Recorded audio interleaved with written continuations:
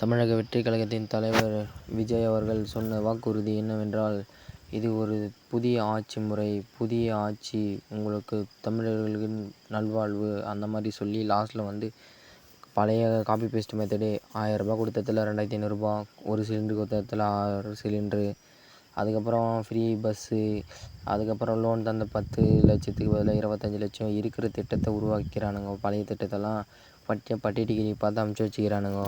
இதெல்லாம் கேட்டால் புது திட்டம்னு சொல்கிறானுங்க.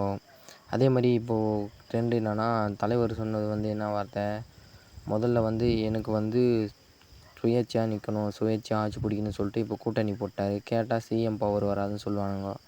இதெல்லாம் சும்மா பவர் தான். என்ன எல்லாம் சொல்லிட்டு பின்னாடி பவரில் போய் உட்காந்துட்டு பின்னாடி நீ என்ன கேள்வி கேட்டாலும் அங்கே வேலை ஆகாது. ஆட்சின்னா கவுக்க முடியும் யாராட்டையும். உயிரை விடுறதுக்கு தொண்டங்கிறானுங்க. யோசிக்காமல் எது வேணாலும் செய்வானுங்க. அது அவன் இது.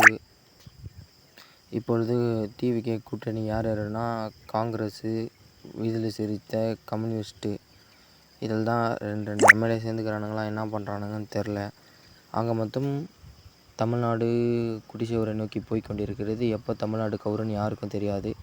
விற்கிற விலைவாசிகள்லாம் அவன் எல்லாம் பேக்கப் பண்ணி வச்சுக்கோங்க. வேலையெல்லாம் இருக்கிறதெல்லாம் காசெல்லாம் கொஞ்சம் சொண்டி உண்டியில் போட்டு வச்சுக்கோங்க. ஏன்னா இதுக்கு மேலே தான் டைமே. டிவிகேயின் தொடக்கம் அப்படின்னு ஆரம்பிச்சுக்கிறோம். அணில் வறுக்கப்படுகிறது.